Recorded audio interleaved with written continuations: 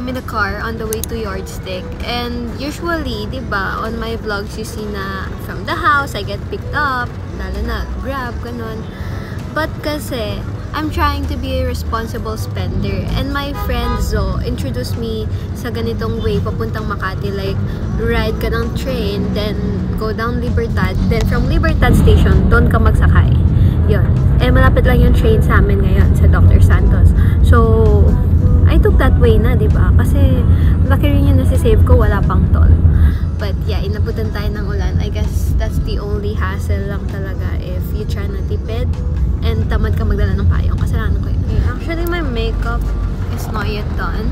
I didn't even get the chance to do my hair pa.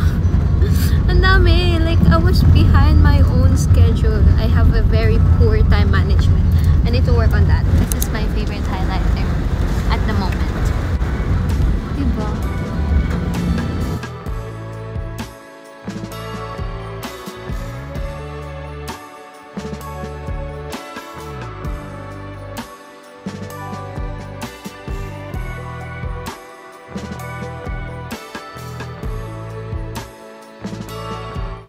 Got there, the place was pretty packed and busy din yung mga tao, so I decided to not vlog. I mean, at least not talk na lang on my videos and focus on the things that I have to do.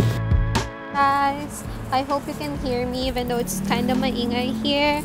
I'm not yet done, pero na-accomplish ko na yung mga diagrams and tables sa revise kong paper. Kaya, I think I deserve a change of scenery. I'm planning to go to a different cafe. I'm not sure kung saan, pero I might go to Black Bean kasi yun lang yung cafe na alam ko here na merong hojicha. And yeah, actually meron dun sa Ula and napadaan na ako sa Ula, pero maraming tao. At saka masikip kasi doon. Di talaga siya workspace, you know? Sadly, Black Bean is packed and I can't wait that long kasi nga, again, I have things to accomplish, so I need a place. At ang nahanap ko ay open house. Well, meron nga malapit dito and I know they're not good, kaya wag na, diba? Sayang. But yeah, we're on our way to open house. Kineme? Yeah. I saw it on TikTok lang, so that's a new one. I'm gonna try it out. And it's quite malayo. It's like 20 minutes away.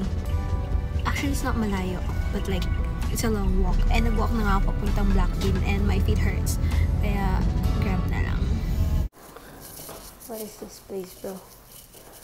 This, baka dito, stairway do eh. Hello, creepy naman. Ah, okay, tama. For a second, I was scared. But yeah, ang ganda ng ilaw dito. Ay, shit. Tapakan ko yung stove ko. Smile pa. Let's go. Oh, wow. Parang hindi to working space, ah. Okay. No. Never mind. Next time na lang with my friends. Pero right now, hindi siya for me. At ang liit niya. Andun yung mga tao para mag-have fun. Hindi para mag-revise ng paper nila. Such a vibe out here. But inside din naman, it's pretty empty as you can see. Though I know some places here. Kanina yung may Tim Hortons doon. I also know Single Origin and more cafes out here. Also, Pablo Cartel is just right there. So, let's not go for Starbucks. Kasi, lagi na ako nagsa-Starbucks with my friends pagka may class. So, iba naman. Turns out, magsasara na pala sila ng 5 PM. So, baka part yun ang reason kung bakit empty yung store nila. But, yeah. And nalaman ko lang yun hagat binabayaran ko to. So, yung, meron pa namang 30 minutes na spare nun after ko bayaran to. So, 30 minutes na yun, ginawa ko na yung mga kailangan kong gawin sa paper. Tapos na ako. And, nag-charge ako kasi palobat na rin yung iPad ko. Ngayon, isi-search ko ulit. Alam ko, sinave ko yun sa iPad ko eh. Yung pa na spot. Pero sa Legazpi talaga yun eh. So, hindi ko alam kung pupuntahan ko pa ba yun or maghanap na lang ako sa may Greenbelt banda. Naulan, guys. Yung natipid ko kanina sa pag-train ko, wala, nabawi ko din, kakagrab ko ngayon dahil papalipat-lipat ako. Ano ba? Dito ba tayo? Or merong Vietnamese? Gusto ko talaga ng pho, lalo na ngayon na umuulan, guys. Deserve ko to. It's a treat for myself for being so productive today. Well, hindi ako nakapag-note sa ibang subject, pero what I did sa paper na yon was a lot. At nag-revise pa ako ng diagrams na minano-mano ko nung isang araw. Nung isang week pala. So, deserve ko to. Hey everybody! So, we got here safe and happy. Naka-order na rin ako ng beef paco. Grabe, super hagad ko na. Pero, yeah, the place is very cozy lang. Small and, yeah, it's giving homey actually. I can't tell if it's giving Vietnamese vibes kasi hindi pa naman ako napunta ng Vietnam. So, ayun. I'm so happy. Okay, and I'm starving. Like, sobra. I hope you guys enjoy this kind of vlogs. If hindi, walang pakialam. The food arrived. Let's eat. I like that pinaghiwa-walay nila, no? Ganun ba deal ka dito? So good. Everything right. Imagine.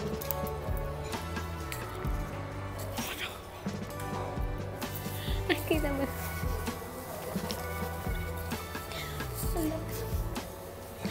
Arte mo kasi yun.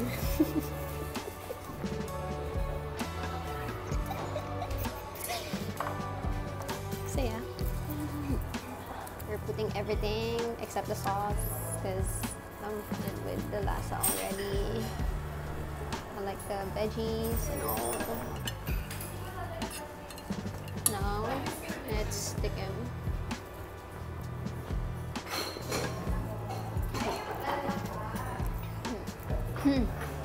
Anghang, but perfect.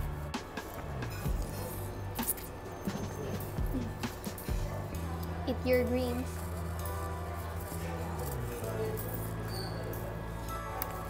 Alam mo, para mas masarap, manood tayo ng something. Time check, guys. It's already 1:06 and kakatapos ko lang mag-film. Ayun. Sobrang haba ng araw na to, pero I'm really, really grateful. Thank you so much, Lord. Good night, everyone, and thank you so much for being with me today. See you next time!